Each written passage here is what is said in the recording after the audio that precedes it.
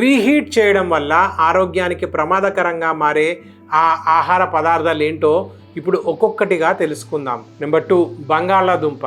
బంగాళాదుంప లేదా ఆలును వేడి చేసుకొని తినడం కూడా మంచిది కాదు. మొదటిసారి వేడి చేసినప్పుడు అందులో ఉండే స్టార్చ్ వేడి వల్ల బ్రేక్ డౌన్ అవుతుంది.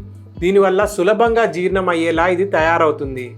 కానీ రెండోసారి మళ్ళీ దీన్ని వేడి చేసినప్పుడు, అది కూడా ముఖ్యంగా దాన్ని సరిగ్గా స్టోర్ చేసి పెట్టుకోనప్పుడు కొంత బ్యాక్టీరియా అందులో చేరుతుంది. అది పెరగడం మొదలవుతుంది.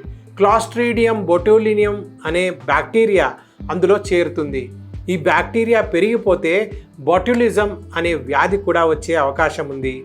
ఈ ఆలుని మళ్ళీ వేడి చేస్తే అందులో ఉండే వైటమిన్స్, మినరల్స్ కూడా దెబ్బతింటాయి. ఫలితంగా అందులోని పోషక గుణాలు తగ్గిపోతాయి.